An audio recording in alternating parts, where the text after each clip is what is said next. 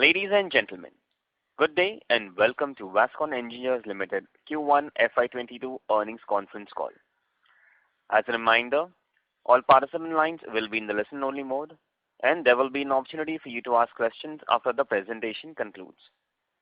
Should you need assistance during the conference call, please signal an operator by pressing star then 0 on your touchtone phone. Please note that this conference is being recorded. I now hand the conference over to Dr. Santosh Sundarajan, CEO, Vascon Engineers Limited. Thank you, and over to you, sir.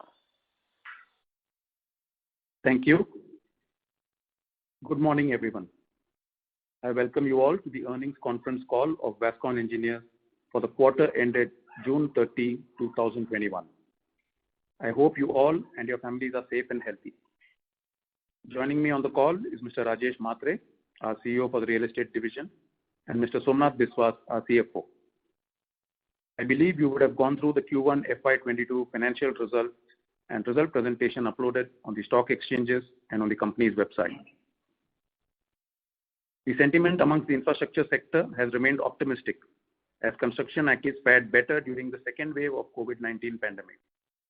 The collectively less stringent lockdown and learning from the previous year has enabled the industry to better weather this situation.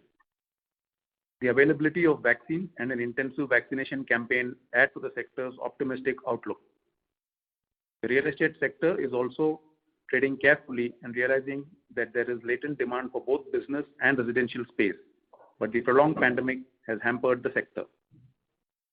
The housing sector's future remains bullish, owing to an optimistic GDP, record high FDI and foreign reserves, resurgent core sector indicators, trade availability to branded developers, and a growing employment rate, all of which contribute to a favorable development for future sentiments.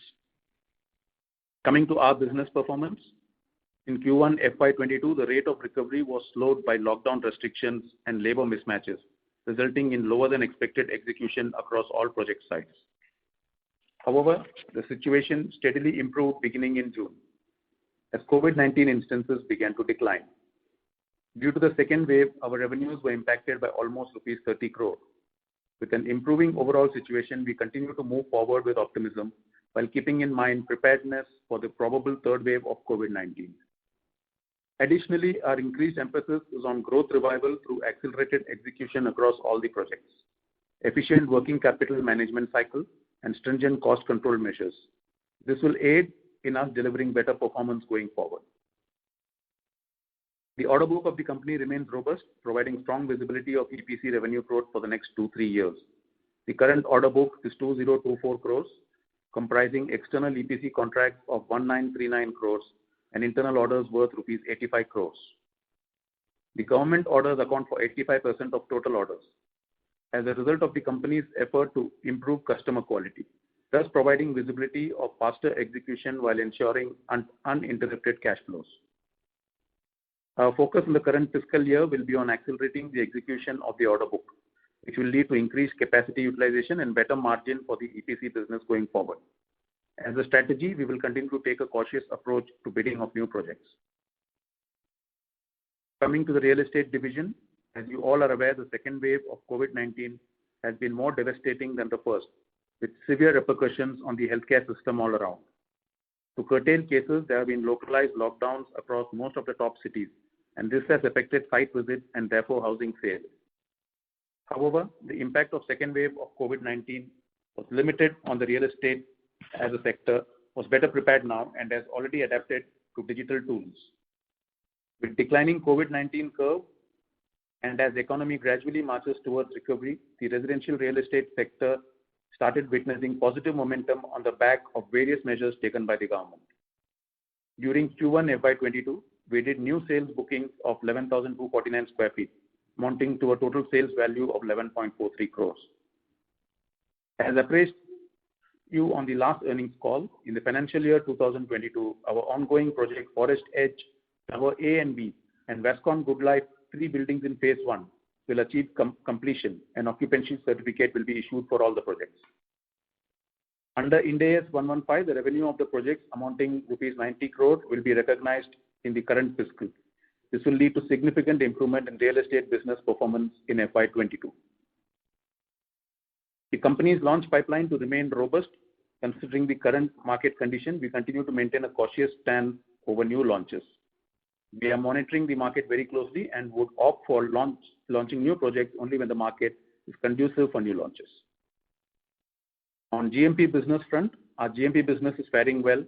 In Q1 FY22, the revenue stood at 36 crore and EBITDA of 2.5 crores, with margins of about 7%.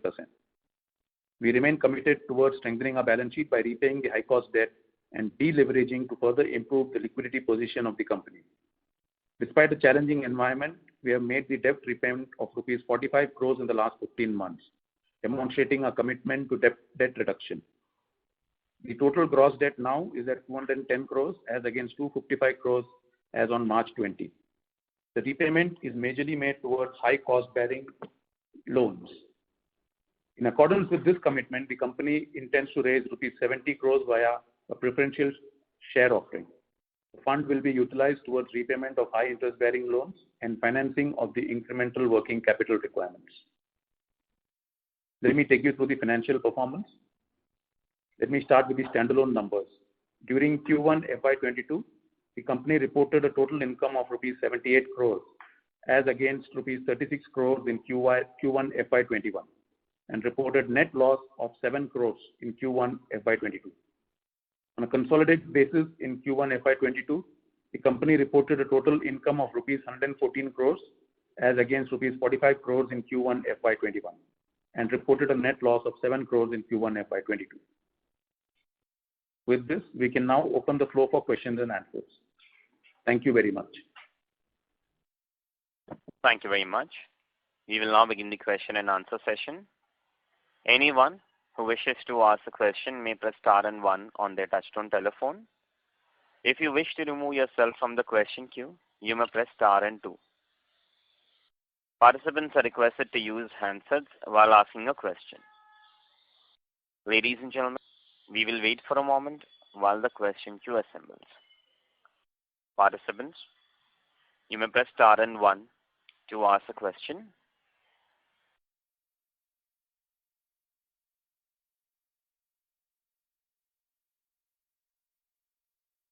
A reminder to all the participants, you may press star and 1 to ask a question.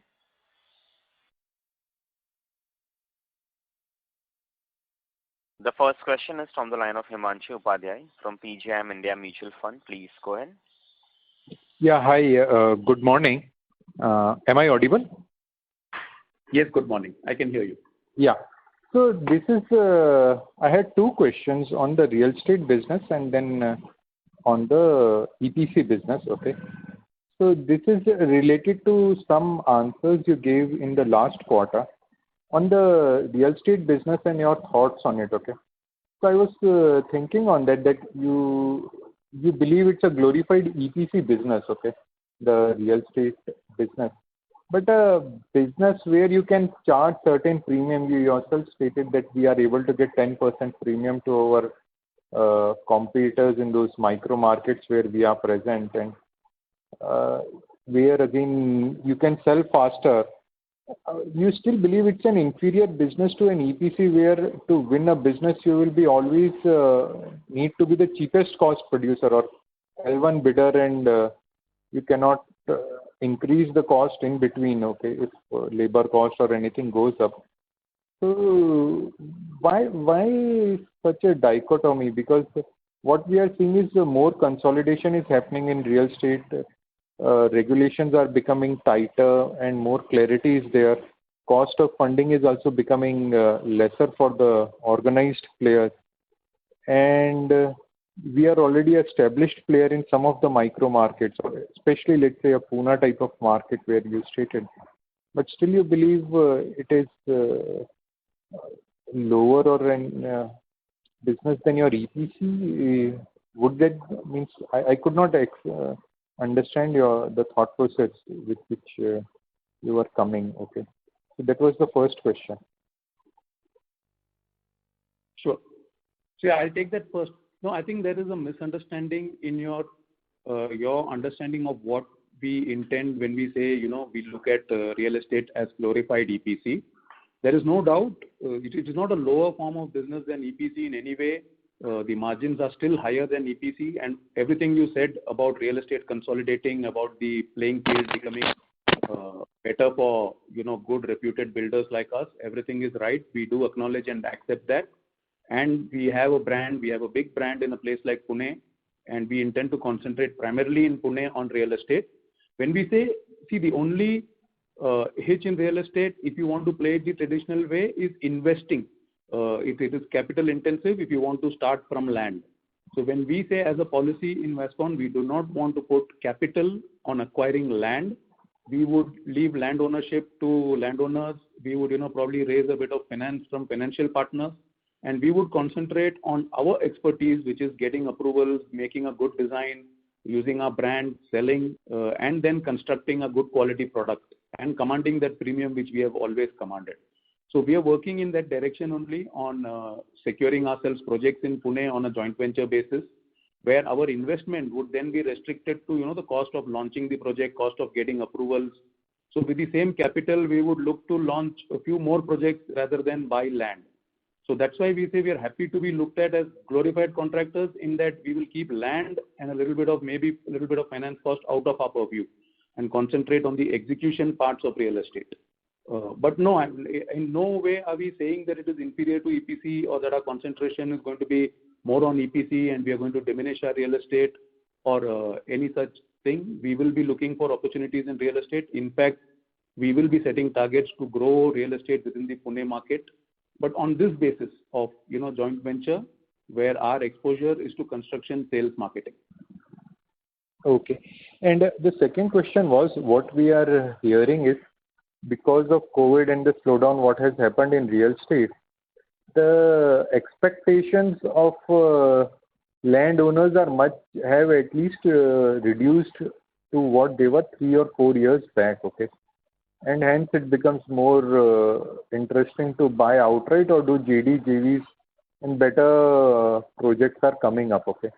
So what is the situation in our primary market, Pune, where we are? And how do you see that market to grow, and the business model what we are trying to inculcate of being in niche markets where we can get better premium? Okay. So in those markets, what is the situation on land and getting JD, JV? Can you give some insights on that? Yes, you're right. See, the expectations in some pockets of landowners, there are both sides. Some landowners haven't budged. They still have their skyrocketing expectations. Some landowners do bring down their expectations with time. And the FSI rules have changed with, new policies coming in from the government with road widths, different. Now, Pune is able to construct a lot more on the same land than it was able to 5 years ago. So in most lands with good road frontage, the FSI utilization has been increased. So again, the landowner sometimes builds that into his expectations on a joint venture basis.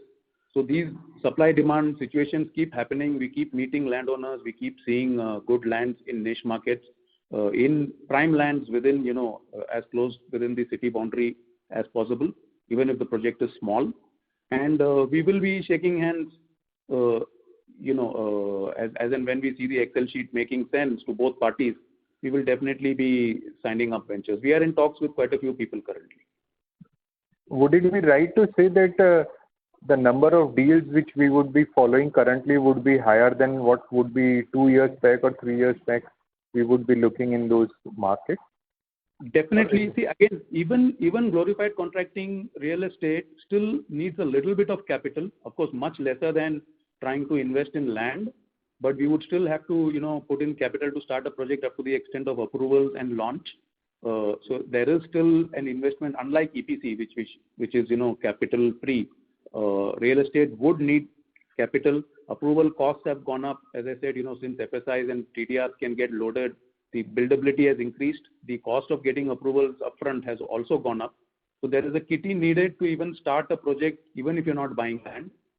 We have been focusing on utilizing all our cash flows over the last 2-3 years in trying and reducing our existing debt. So actually pulled out cash flow to pay upfront monies and invest on real estate projects in the last 3 years. Now with this preferential issue as well as with our current discipline and focus, we have already brought down our debt quite a bit. I think this financial year would be the last year where we are going to be only focusing on debt reduction. Hopefully that as a target would be achieved.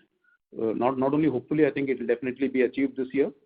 And then whatever cash flows our businesses are accruing, whether it is EPC, real estate, or by sale of asset, further whatever cash flows we are able to generate, we will be only investing. As I said, EPC doesn't need use of cash flows. So those cash flows will be invested in launching these kind of niche projects in Pune. And yes, so you can expect us to have more launches in the next 12-15 months than we've had in the past, or no more tie-ups at least. Okay. And one more thing.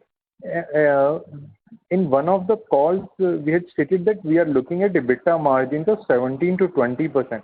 So it is blended at the company level, or EPC, what type of margins we are trying to make? Because our margins have been very volatile. That's why the question is, okay, so generally what orders we are getting, what type of margins we are wanting? Sure. So, our margins keep looking volatile quarter on quarter is because our balance sheet reflects both RE and EPC together. And that's why we always in our investor presentation for the last 3-4 years, we've been sharing quarter on quarter the split between the two businesses. So if you take a look at that, you will see that the EPC business has been fairly stable in that its gross profit or its EBITDA has been anywhere between 16 to 20% over the last few quarters. And so EPC currently, even this quarter, with a diminished performance of top line, the EPC gross profit margin has been 17%. Real estate quarter on quarter keeps changing because of the revenue recognition methods. You can only recognize it when completion happens. So it's extremely volatile, like you said. It's very difficult to plot some linearity to it. But if you analyze the business, when we take up real estate, even glorified contracting real estate that we talk about will easily give you 25 to 28 or 30% returns, whereas EPC will give you only gross profits of between 15 and 20. We are stabilizing around 17 and 18. In EPC, we are fairly happy with that. If we can maintain that and continue to steadily grow our top line, with those kind of EBITDAs, I think we should be fairly well. In real estate, we haven't stabilized to those levels yet. Over the next couple of years, as we take up new projects and launch them, I think this will stabilize. Okay. Yeah. Okay. And in the real estate, the small projects, how is the intensity of competition in the businesses? Means the type of projects what we are trying to do. Can you give some sight on the competition and intensity of competition in those places? Real estate, as a market has seen, a huge amount of consolidation. So, pan India, in fact, if you see the organized market or the share of organized developers has now crossed, 20-22%. Pune, it will be in excess of 25-28%. So, as far as competition is concerned, definitely, in fact, the larger developers, are taking a greater pie. A lot of new developers are stepping into Pune because Pune definitely is, one of the most, kind of promising markets. If you see the inventory overhangs, the other macroeconomic factors, low interest rate, lesser inventory is common across the country. But in terms of inventory, in terms of, a robust IT sector, in fact, a robust, employment scenario as far as Pune is concerned, definitely, this has attracted, and the volumes which Pune is throwing, it has been stabilized. On the pricing front also, there is not, much variation as far as, the city is concerned. So, definitely, this is attracting larger interest. And it is also seeing a lot of smaller developers diminishing from the market. If you see at one point of time, lesser than maybe 100 units, you had 2,500 projects. It will be less than 2,000 projects currently, in fact, as we speak. So smaller players slowly are being driven off the market, and larger players will take a larger share.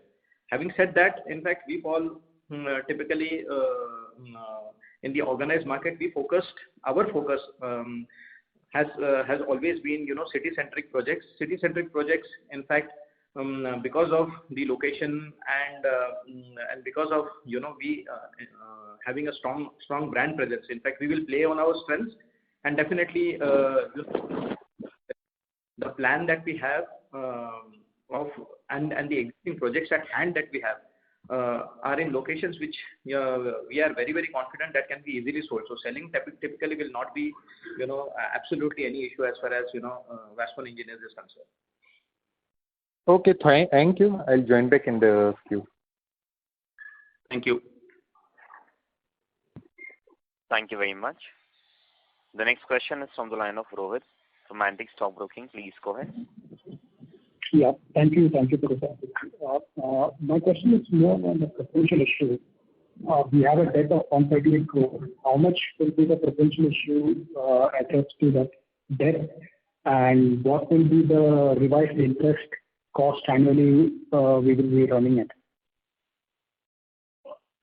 So I will not be able to give you an exact number because this will be a decision taken by the board closer to the date of availability of funds.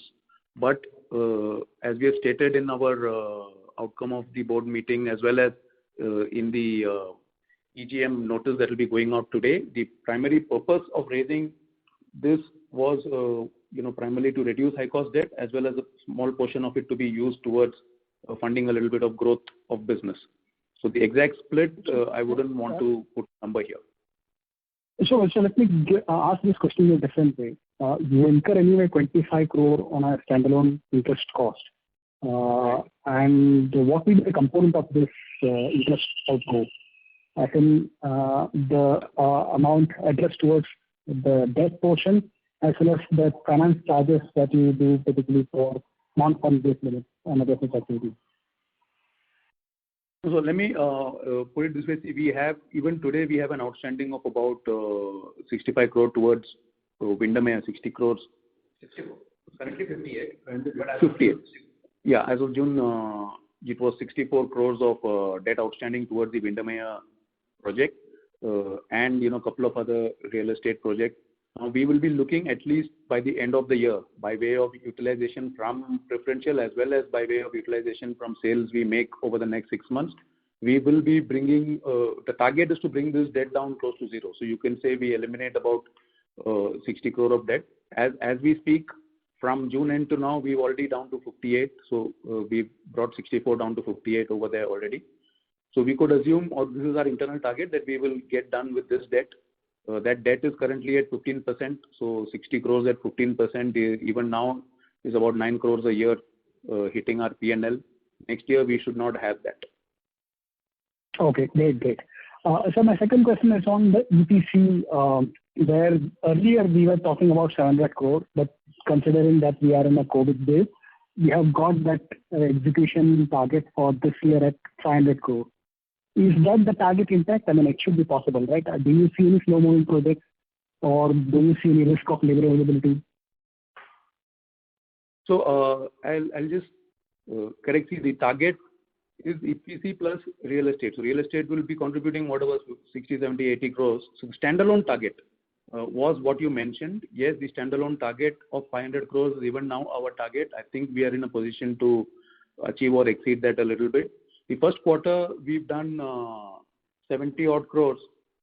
That was also because not so much to do with labor availability. This time, COVID didn't throw us a labor challenge. I think the labor got smarter. They didn't run away. They stayed at work. They knew they gained nothing by going anywhere. I think that fear didn't spread to the labor. And in fact, fortunately, the disease didn't spread to the labor either.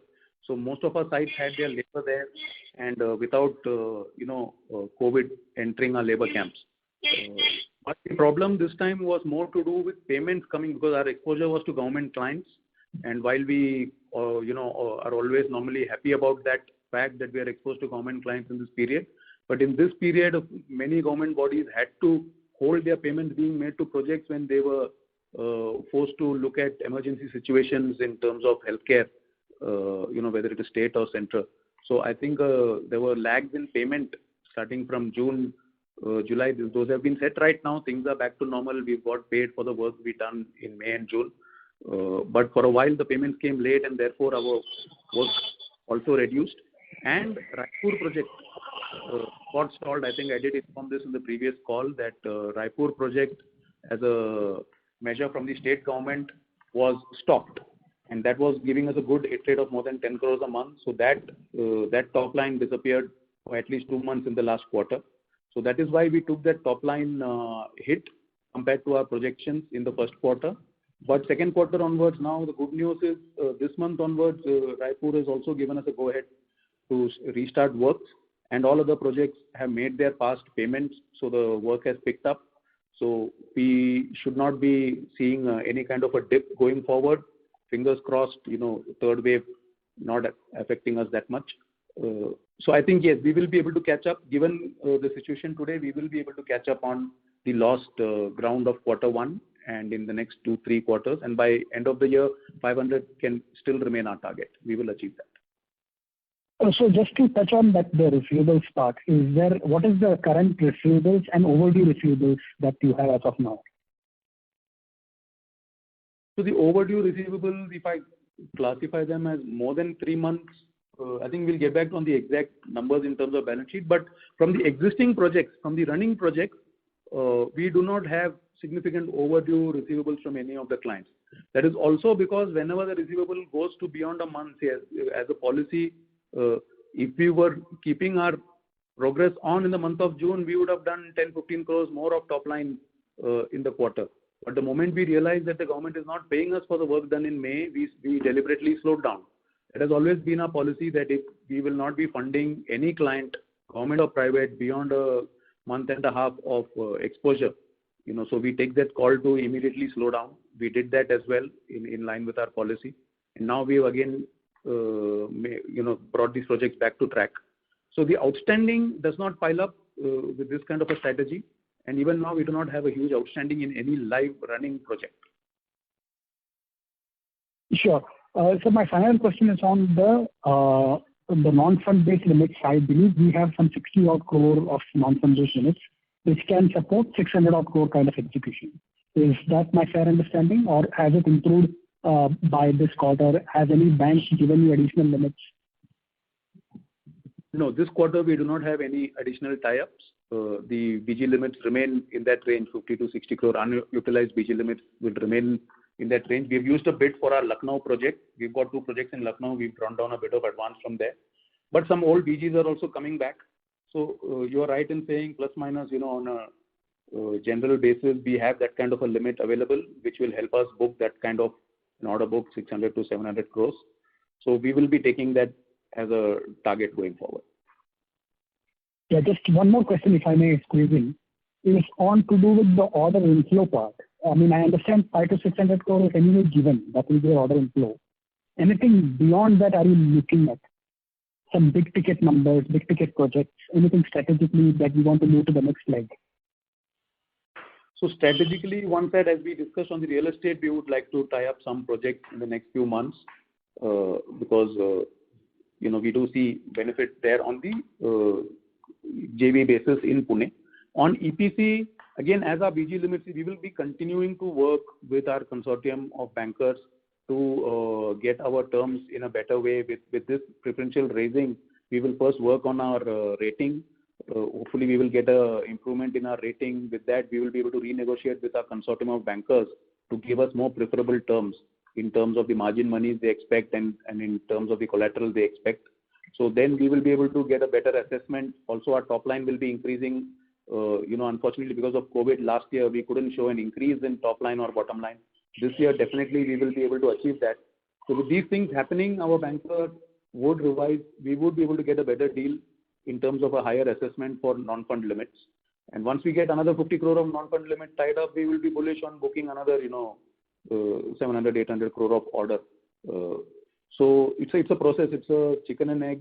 We get orders, then we go back to the bank. We keep augmenting our limits. Then we keep getting orders. The process will continue and this will grow. This whole sizing of our ability to book orders will grow. So to summarize this portion, you keep on saying in your investor presentation that you're doing 3 million square feet and 8 million square feet is what your EPC potential is. But it's the BG or the non-fund based limits that's the binding factor to take you up to the next level. See, it is a combination of everything. You are right. In terms of execution, I still feel until we reach a level where we are executing 700, 800 crores a year of work, third party as well as our internal work in terms of execution, we have bandwidth for both machinery and staffing in place. So that is still not a constraint. I have mentioned this over the last 2-3 years. We've still not reached that constraint yet. The constraint has still been, actually the last year the constraint has been COVID more than anything else, because we have orders in hand also. So we should have touched more than 500, 600 even with the orders in hand. But we didn't because of COVID.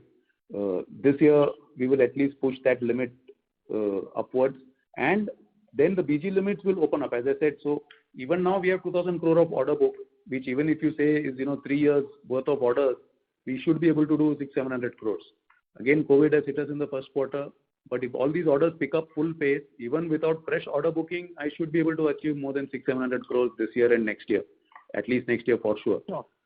So BG limit is a constraint in taking more orders and accelerating growth. But as of now, I think orders in hand is sufficient for the next 2 years to focus on execution. And BG will, BG will definitely grow. BG limits will grow. Sure, great. That's heartening to hear. I wish you all the best for the future. Thank you. Thank you. Thank you. Participants, you may press star and 1 to ask a question. The next question is from the line of Priyanka Rao, an individual investor. Please go ahead. Hello, sir. First of all, congratulations on the results and the preferential issue as well. So just wanted to ask your outlook on the GMP business for the next fiscal year and what kind of revenues we are looking at. So GMP currently has an order book of 180 crores. Yeah. So we would also be looking to achieve similar kind of turnover for the year, somewhere in the range of anywhere between 160 and 200 crores for the year. And EBITDA should improve from last year. What was the EBITDA last year? I think we'll be looking to at least get into double-digit profit this year in GMP with that kind of a top line. Okay. And we also have a huge pipeline of real estate business. So what are the launches which will happen in this fiscal year and the next fiscal year? Yes, we have a pipeline of real estate business. This the COVID has hit the approval process a big time on all those projects. The earliest we can see Coimbatore launch in that would come in the last quarter of this financial year. If we are lucky, then we should also have the Kharadi approval by then, or maybe in the first quarter of the next financial year. Okay. So that is what we have in hand currently as far as real estate is concerned.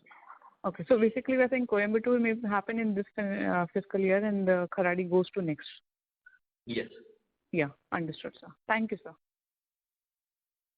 Thank you. Participants, you may press star and 1 to ask a question.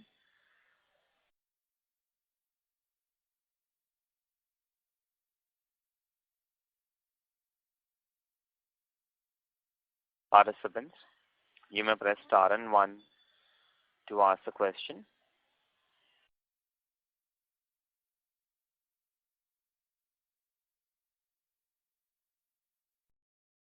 The next question is from the line of Shruti Verma from Shah Investments. Please go ahead. Hi, sir. Good afternoon. Thank you for the opportunity. Sir, I just wanted to understand the tendering activity has been subdued in the first quarter due to the second wave of COVID-19. So how is the ordering activity from government panning out now? Yes, in the last quarter, the government was too busy with other things. So a lot of projects that were supposed to be tendered out were postponed. You're right. And we were also not in a position to move out and, go and attend site visits and pre-bids. I think that activity took a backseat. We were okay with that because we do have an order book in hand. We were focusing more on execution as of now. But these orders are now opening up step by step. Government orders are getting listed. So we will continue to participate, be cautious. We are not desperate, but we will achieve our targets of order booking at the kind of terms we want to achieve that. How much order inflow do we expect for this year? So our target, as I said, with BG limits in hand, our target is another 500-600 crore. So that at least the minimum we have to do is what we diminish this year, we get that back. So we ensure that our order backlog doesn't drop too much at the end of the year. So that's the target minimum for the year. Okay, sir. Sir, also in terms of sales, if I could understand the status of our Windermere and Vascon Good Life. Sorry? Yeah. Can you just repeat the question? Sorry. In terms of sale, what is the status of our Windermere and Vascon Good Life? Just to understand how many units have we sold during this quarter? In the last quarter, in fact, in Good Life, we didn't sell any of the units. In Windermere, in fact, we sold one duplex.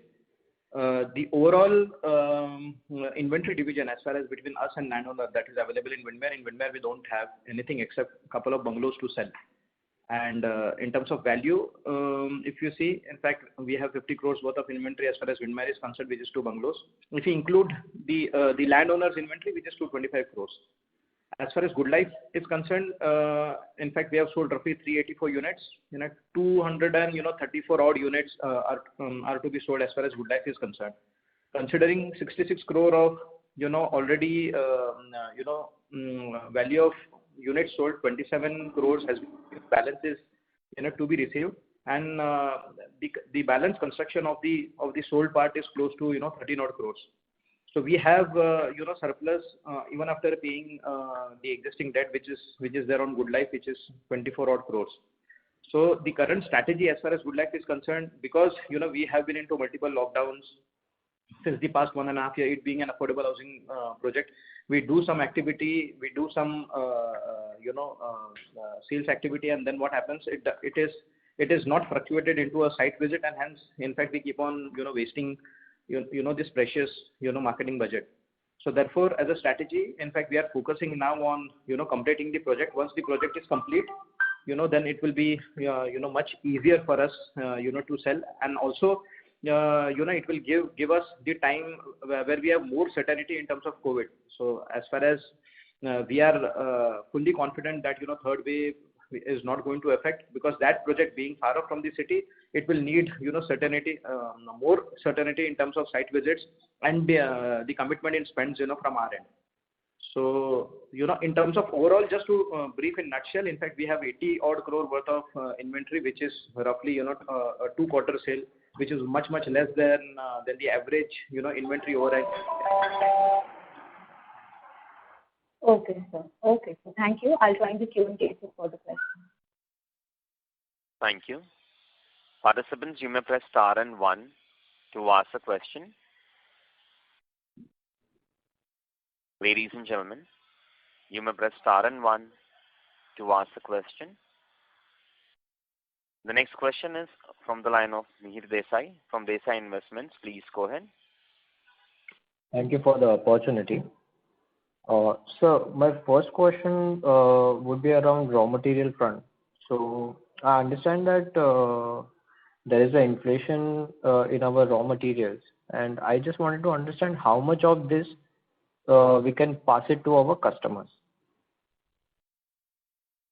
So from the EPC front, in all our projects we have a pass-through for cement and steel. Yes, there has been a drastic increase in the price of steel over the last 3-4 months, 5 months, and this fortunately for us is base rated in most of our contracts except 1 or 2.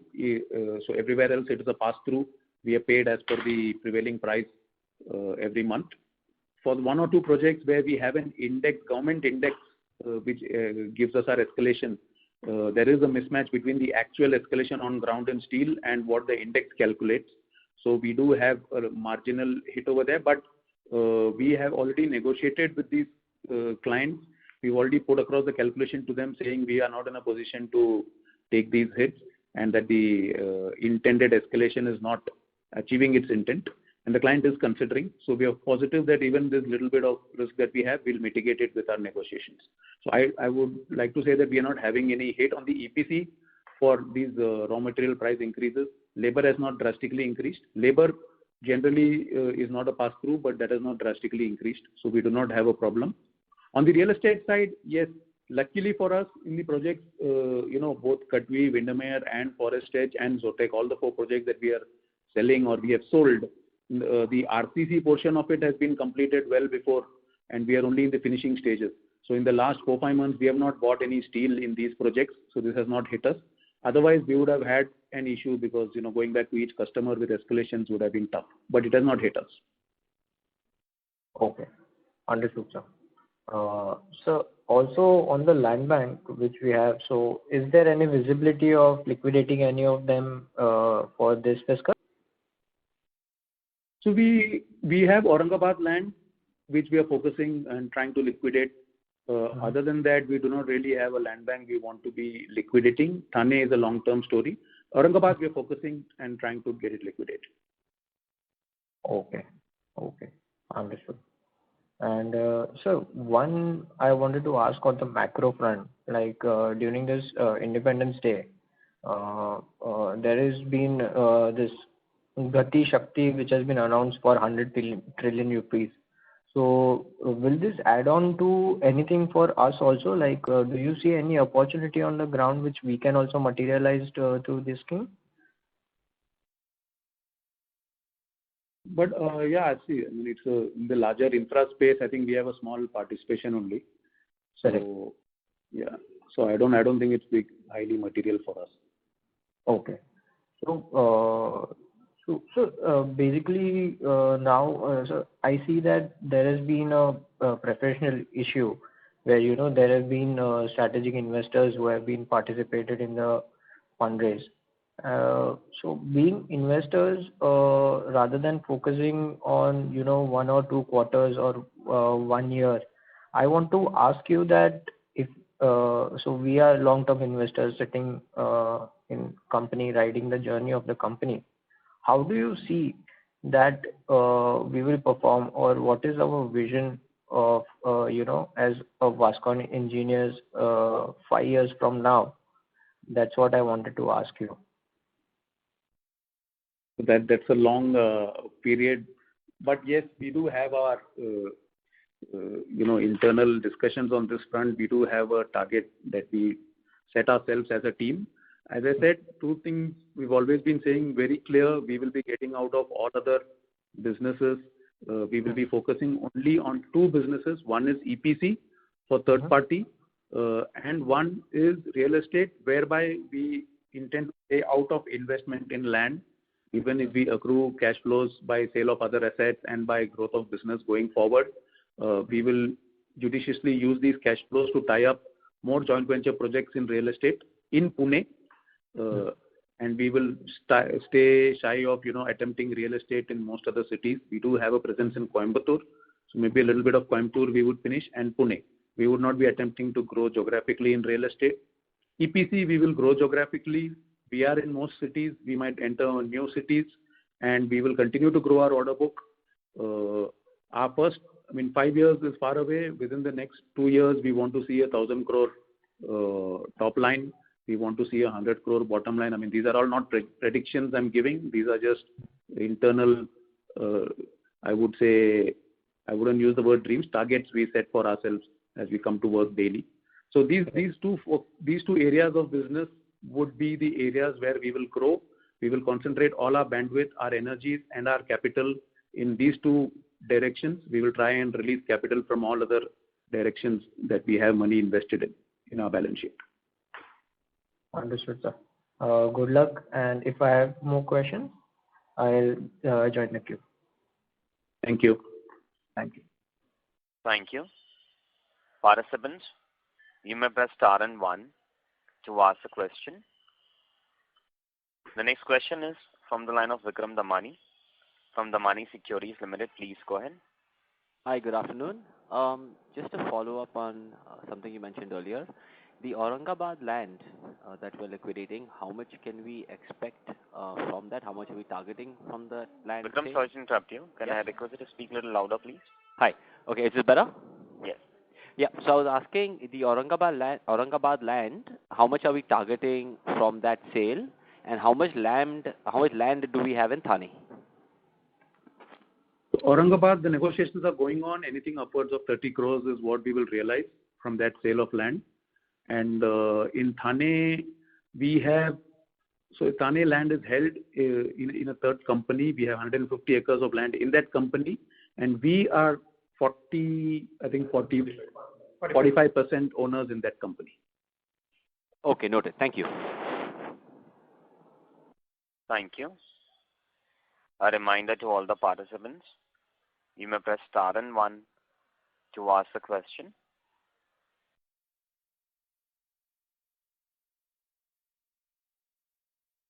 A reminder to all the participants, you may press star and 1 to ask the question. As there are no further questions, I will now hand the conference over to the management for closing comments. Thank you all for your participation. Wish you a great day, and you could please connect with Stellar Advisors for any further queries that you may have. Thank you, and I'll see you again next quarter. Thank you very much. On behalf of Vascon Engineers Limited, that concludes this conference. Thank you for joining us. You may now disconnect your lines.